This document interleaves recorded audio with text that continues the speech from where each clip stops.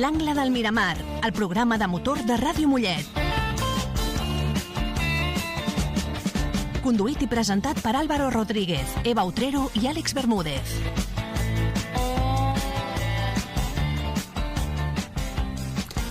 Molt bona tarda, dia o nit, amants del motor. Això és l'Angle del Miramar. Jo sóc Álvaro Rodríguez i al meu costat m'acompanyen Eva Utrero, Àlex Bermúdez i el nostre tècnic Ivan Núñez. En el programa d'avui analitzarem tot el que ha passat a les diferents categories amb uns apassionants Gran Premis d'Alemanya de MotoGP i de Gran Bretanya de Fórmula 1, juntament amb un repàs express de la IndyCar i de més categories minoritzades. Comencem doncs una mica amb un petit resum. Eva Utrero, com hem tingut sobre les dues rodes aquest cap de setmana? Bona tarda, Álvaro, bona tarda, Àlex. Sobre les dues rodes, aquest cap de setmana hem tingut curses del Mundial de MotoGP que han tingut lloc al circuit de Sachsenring, a Alemanya. Aquest circuit talismà pel 8 vegades campió del món, Marc Márquez. Parlarem de com ha estat el cap de setmana per ell, en el qual ha estat protagonista en un circuit on sempre que ha corregut ha guanyat. Parlarem d'això i molt més repassant el que ha passat a les categories de Moto3, Moto2 i MotoGP, amb la quali, sprint i cursa llarga de diumenge. Fantàstic, potser les estadístiques estan per trencar-les, al igual que els rècords. Potser sí. Àlex Bermúdez, com hem tingut amb les 4 rodes? Hola, bro, què tal? Hola, Eva, bona tarda. Salutacions també als nostres oients. A la Fórmula 1, tercera i última carrera d'aquest triplet de curses que teníem, i jo crec que probablement ha sigut una de les curses més emocionants de tota la temporada, sense cap mena de dubtes. El circuit de Silverstone, que va acollir una trepidant cursa i repleta de canvis a causa de la meteorologia canviant, i en la que es va imposar Lewis Hamilton, el pilot de casa que va brillar davant el seu públic i va celebrar amb molta emoció aquesta cursa, ja que era la seva primera victòria des de finals de 2021. I bé, després analitzem tot el que va passar a aquest Gran Premi i com queda el Mundial, que també és molt interessant. Doncs tenim un Lewis Hamilton que guanya per 9a vegada a Silverstone, que es diu aviat, i bueno, sense més esperes, comencem directament en la secció sobre dues rodes d'Eva Utrero.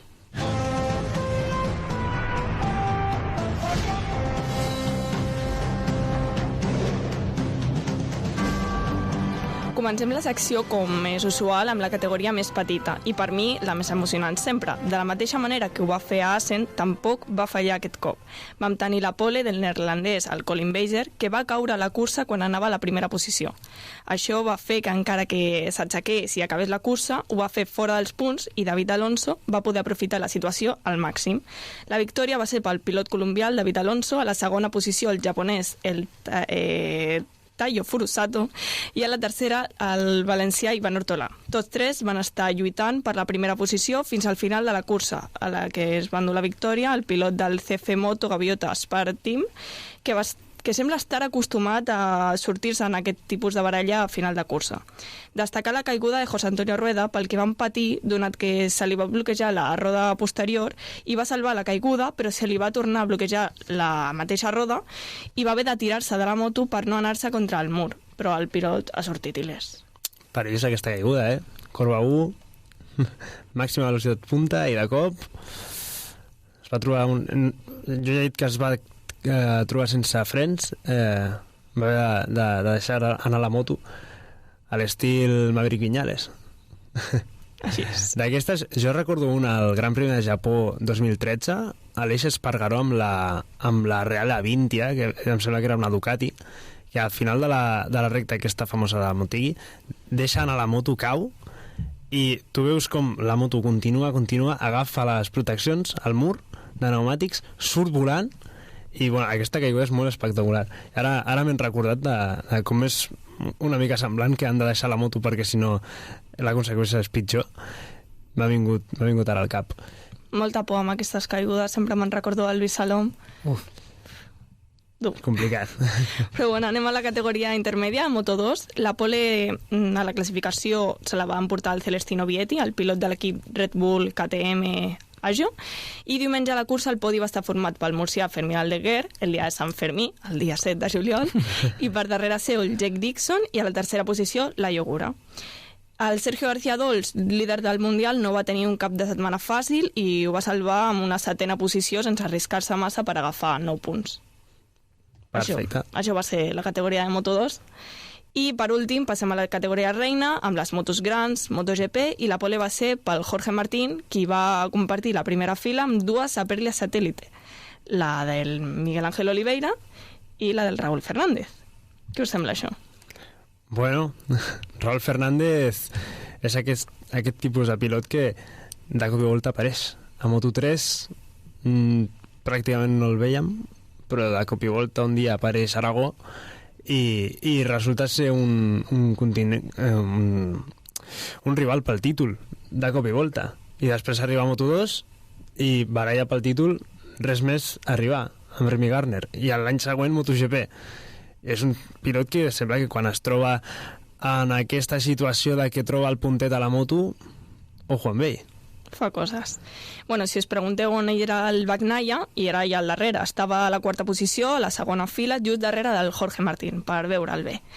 Tot això va ser el resultat de la Q2, però és que el tall de la Q1 es va quedar el pilot, qui és considerat el rei d'aquest circuit, i això va ser a causa de que a la seva última oportunitat, a la Q1, Stefan Bradl es va creuar davant del pilot de Cervera i va frenar, molestant-lo així, i va deixar sense opcions de passar a la Q2 i, per tant, de sortir en una millor posició el 8 vegades campió del món.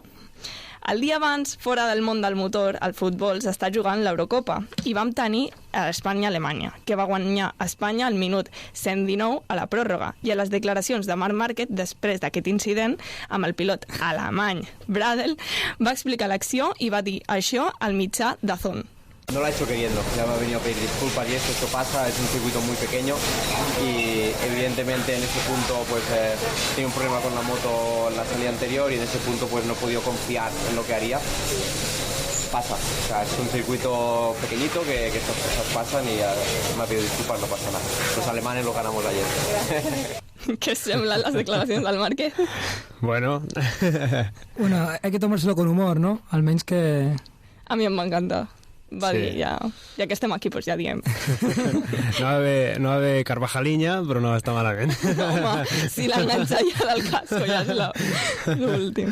Bueno, dissabte a la tarda tenim la cursa a l'esprint, que la va guanyar el Jorge Martín, qui sortia des de la pole. Darrere seu va pujar el segon esglau del podi, el portuguès Miguel Ángel Oliveira, i va trepitjar el podi en l'últim lloc el Pecco Bagnaia. I tots els pilots van passar la línia de meta, no va haver cap problema i cap incident amb la resta. A la cursa llarga de diumenge de MotoGP, la de sempre, el primer lloc va ser pel Pecco, un altre cop. Encara que en la primera posició, a falta de 2 voltes, qui estava a la primera posició era el Jorge Martín. Però va caure i amb aquesta caiguda també va marxar el seu lideratge pel Mundial. Bé, jo crec que hem d'obrir el meló de que Jorge Martín, i jo crec que tampoc tenia massa pressió, sembla que li falta un puntet o com a situacions en les que és líder de la carrera i tira per la borda el lideratge, no? No sé com ho veieu, però... Preocupa una mica aquest rendiment en el que de cop i volta va primer i cau. No és la primera vegada que passa, no és ni aquest any ni l'any l'altre. passat, no?, que li va passar... Sí, a Indonèsia va agafar el lideratge del Mundial el dissabte i el diumenge cau. És un problema que ha de solucionar si vol lluitar pel títol. Veurem què va fent a les següents carreres. Per darrere del Pecco va estar el Marc Márquez, després d'un incident d'allà amb el Morbidelli, que va deixar amb el Marc amb l'airbag activat, anava ja inflat. Va ser impressionant la imatge, I també es va trencar la cúpula. Però bueno, tot i això, igualment va quedar en una segona posició, remuntant des de la 13a on sortia, perquè no havia classificat a la Q2, com hem dit, i va pujar al podi amb el seu germà a la tercera posició, l'Àlex Márquez. Una cursa i per destacar i un cap de setmana per l'Àlex, el petit dels Márquez. Pregunta pels dos. Incident Márquez-Morbidelli, sancionable o no? Jo ho deixaria en lance de carrera, però si sempre s'agafa el mateix criteri. Jo crec que això doncs, és un altre meló que hem d'obrir perquè, bueno, a la Fórmula també passa, segons la cursa i segons els pilots, doncs es fa una cosa o es fa una altra. Jo no sé quin és el criteri per a aquesta secció. Sí. Eva, tu què opines? Jo he llegit molt que si fos al revés hagués passat una altra cosa. Jo ho tinc bastant clar també, això. No sé, és que clar, com el Marc és el Marc i encara que va passar això va quedar segon, potser no es dona tanta importància al que li van fer. Per mi són coses de carreres. No sé, sí. Molt també. Molt bé. I bueno, vam veure una imatge meravellosa dels dos germans celebrant junts al podi. Això no passava a MotoGP des del 97, amb uns germans japonesos, crec recordar. Déu-n'hi-do. I el doblet de l'equip de satèl·lit de Ducati, el Gresini, s'abraçaven els germans a la pista i al box la Nadia Padovani amb el Julià Márquez, el pare d'aquests dos extraterrestres del motor. Molt bé. En quant a motos, per la setmana vinent... Bueno, no tindrem MotoGP fins allà a l'agost i serà el Silverstone, del que ara parlarà de què ha passat aquest cap de setmana l'Àlex, però bueno, tindrem també a Gran Bretanya les Superbikes i amb cursa de la World BW-CR. Aquesta categoria que vam parlar fa 2 setmanes quan inauguràvem el programa. La categoria formada íntegrament per dones. Doncs, acabant aquesta secció de Sobre les dues rodes, passem directament a Fórmula Sprint amb Àlex Bermúdez.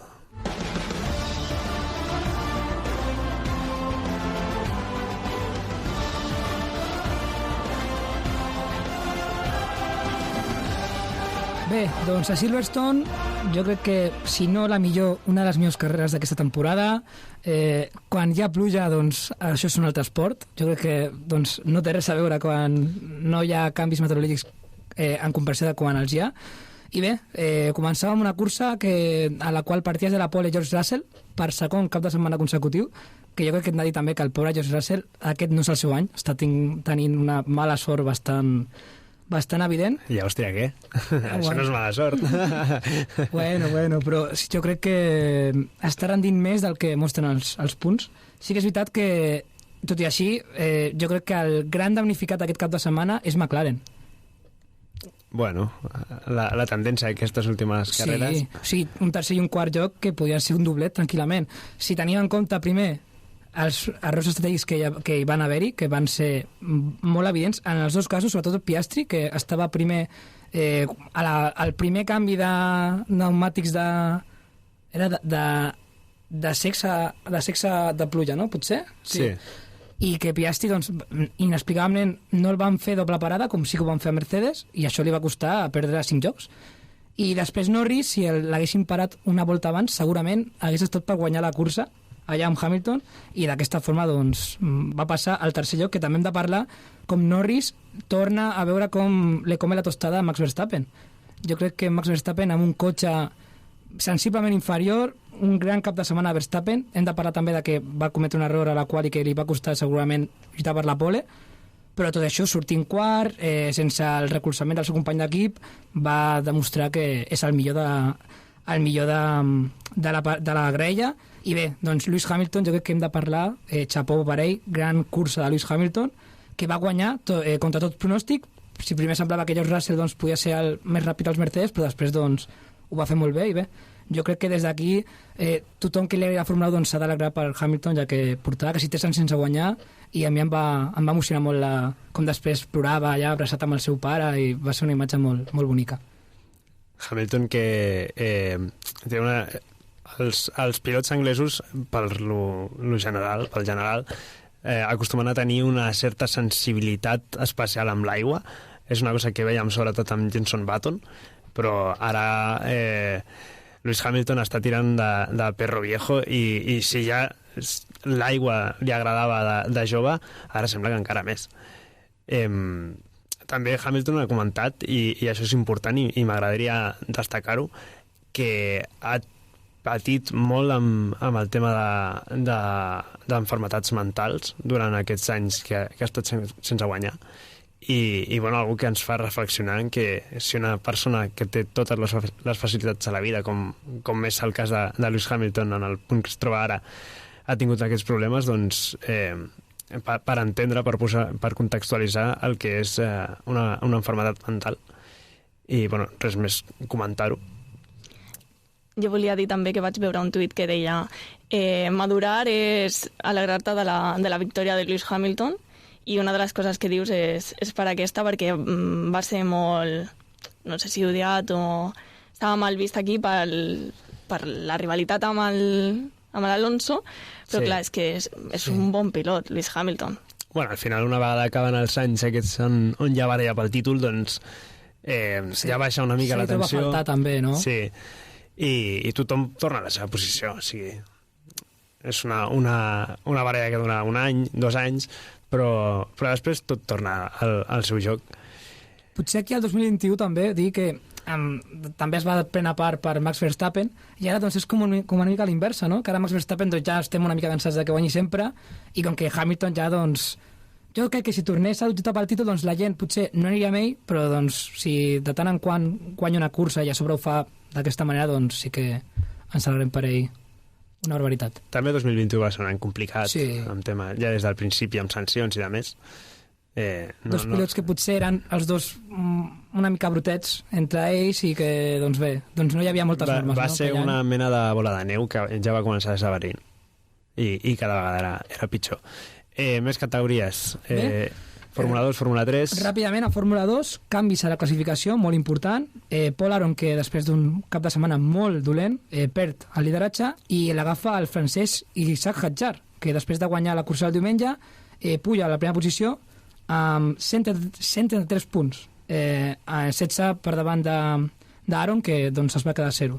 D'altra banda, el seu company, també a Campos, Pepe Martí, el nostre pilot de casa de Sabadell, torna a rendir de més a menys durant el cap de setmana i tot i començar doncs, malament a quali i tal, doncs després el diumenge va fer una molt bona cursa, remuntada molt interessant, va quedar de ser i el Mundial doncs, és 12è amb 38 punts.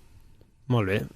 Fórmula 3. Ràpidament, Fórmula 3. Fantàstic gran premi pel pilot de casa Arvid Lindblad, que va guanyar les 2 curses i doncs ascendeix fins a la segona posició amb 113 punts, un més que el també britànic Luke Browning, que ara és tercer, i l'italià Gabriel Mini, que segueix líder després de salvar els mobles el diumenge i té 119 punts. I pel que fa a Mariboya també, pren ja del pilot espanyol, novament cap de setmana complicat i es queda a 0 punts, tot i que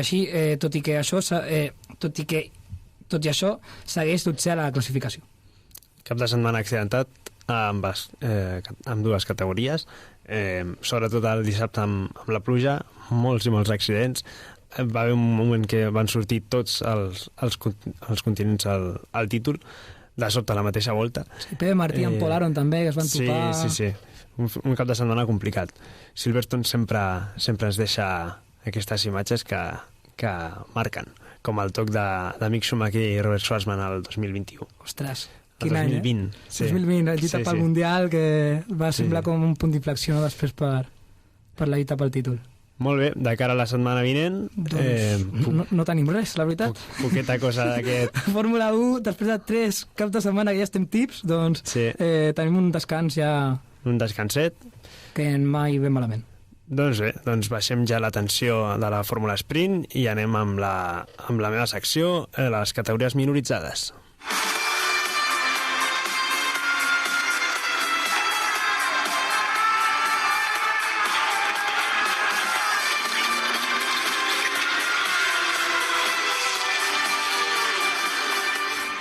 Totes les categories minoritzades han estat superocupades aquest cap de setmana. Comencem parlant de la que direm la més important, la IndyCar, on va guanyar Pato O'Ward, seguit de l'ex-Palou i Scott McLaughlin, a unes 200 milles de Mid-Ohio, on Palou va fer la pole, i tot i que la meva aposta personal era per Scott McLaughlin, finalment el mexicà Pato O'Ward es va emportar la victòria. A destacar aquesta primera cursa és on feien servir els cotxes híbrids per primer cop a IndyCar. És un circuit, el de Mid-Ohio, que és el que li agrada a Scott McLaughlin, per això la meva aposta, però no, finalment ens va sorprendre Howard. A la Indy Next, que acompanyava l'IndyCar, vam tenir victòria de Caio Collet, mític pilot de la F3. Ostres, sí. Després també van tenir Fórmula 4 espanyola i Eurocup 3 a Paul Ricard, circuit que a mi m'encanta, encara que sé que té molts haters. Jo sóc un d'ells. Sí. Victòries de l'italo-argentí Mattia Colnaggi a les 2 primeres carreres de Fórmula 4 i Maciej Gladys a la carrera 3. L'Eurocup 3 va guanyar Bruno Del Pino, el nebot de Pedro de la Rosa, a la carrera 1, i Christian Howe a la carrera 2. Al DTM vam tenir ronda al mític Nürburgring, on va guanyar René Rast el dissabte i Niki Tim el diumenge. Lamborghini es posa líder al campionat de pilots i al campionat de constructors, a pilots amb el Mirko Bortolotti.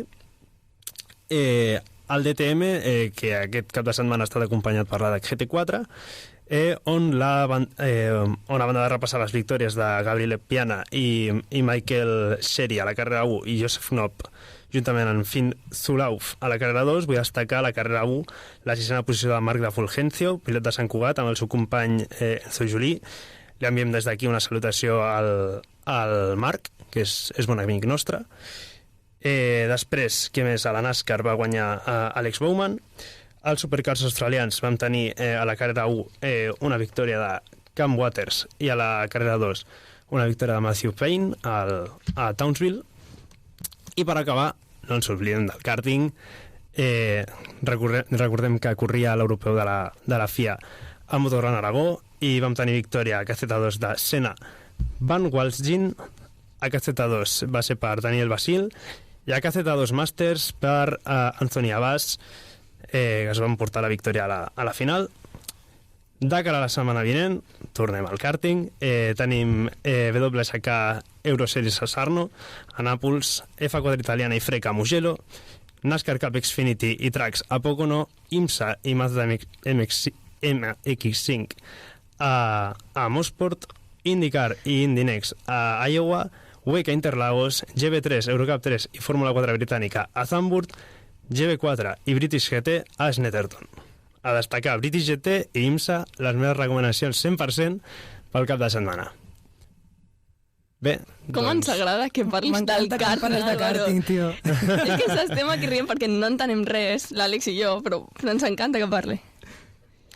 Bueno, és que el karting és superimportant. És el pilar per on comença tothom en aquest món. L'Àlvaro començarà a batejar nens perquè arribin a la Fórmula 1. Menys a les motos, el karting és on està el tomate, això que tant ens agrada i que amb els anys, doncs, si revistes, tothom ha estat al karting. Sí, és que ens encanta que parlis d'això. Considero que és important... parlant, tio. Considero que és important. Tot aquest cap de setmana és caseta, i caseta no és on acostumen a estar els pilots que després pugen a Fórmula 4. És com una... És una especialitat distinta del karting, però és important parlar. Si és que aprenem amb tu. No és que els oients aprengués, que nosaltres també. Bueno, jo també aprenc de vosaltres. Al final és mutu aquest coneixement que compartim. I res. Doncs, com ja hem dit, moltíssimes curses de categories que no són tan mundialistes com MotoGP i Fórmula 1 per aquesta setmana. Sobretot, mireu-vos la IMSA i la British GT, que són les meves favorites. I per la meva part, doncs ja estaria. Jo recordaré que tenim les Superbikes i aquesta categoria de la... World WCR. Molt bé, Álvaro. I tenim molts pilots espanyoles. I a veure què tal. Àlex, alguna recomanació? No sé, jo ara estic en modo futbol ja. Aquesta setmana, ja que no hi ha Fórmula 1, estarem amb l'Eurocopa pendents. Farà siesta i... Molt bé, doncs fins aquí el nostre angle de Miramar d'avui. Moltes gràcies per escoltar-nos. I marxem a veure les semifinals d'Espanya-França a l'Eurocopa. Fins la setmana que ve. Fins la setmana que ve. Vamos, adéu. Espanya.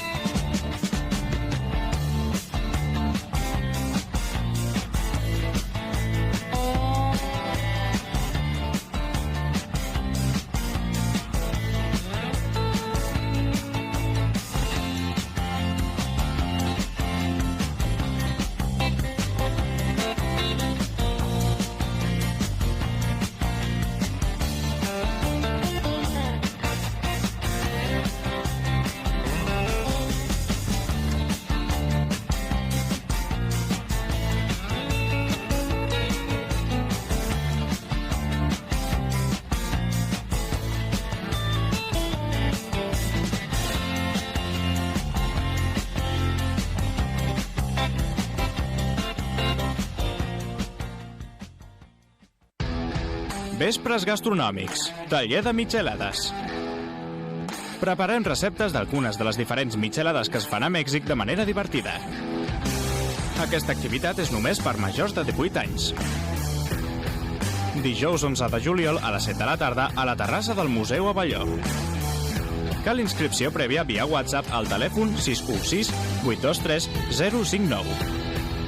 Organitza l'Ajuntament de Mollet del Vallès. El Club del Country. Bring on the teardrops and let's have a ball.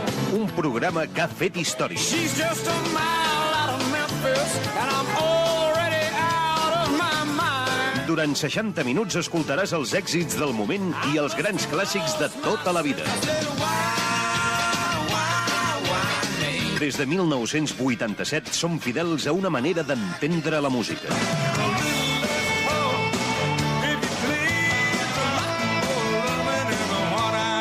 El Club del Country, presentat i dirigit per Rafael Corbí. Dimarts a les 10 de la nit i redifusió diumenge a les 3 de la tarda, a la sintonia de Ràdio Mollet.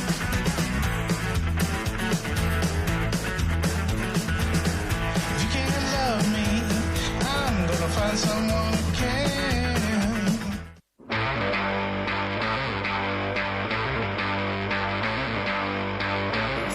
Aquest estiu, les músiques del món tampoc no descansen. De més enllà, un programa de Jordi Garcia. Tots els divendres de 9 a 11 de la nit i redifusió els diumenges en el mateix horari en la sintonia de Ràdio Mollet. Run away, right now let's just run away. All that talk is killing me. One last shot, hold on to me. Oh, there's something I gotta say to you. There's somewhere we gotta go. We're not sinking in the sand, chasing what we can. Baby, it's not enough. Oh, it's like we're stuck in the mezzanine with 20 floors left to go. Oh yeah. And now you're drowning in the rain, trying to switch the lane, but you already know. Time, yeah, I don't move slow. One good shot and I'll let you know it's all I want you. Can we just let go? Run away, right now let's just run away. All that talk is killing me. One last shot, hold on to me. Oh, maybe I think we should run away. I'm my own worst enemy. Blue skies only miles away.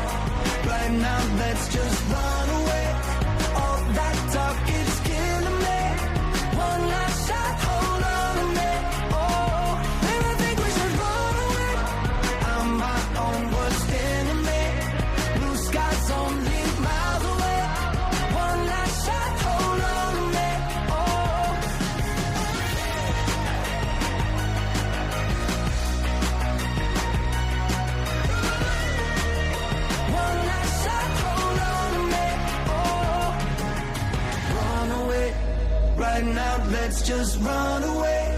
All that talk, it's killing me. One last shot, hold on to me. Oh. Esteu escoltant Ràdio Mollet.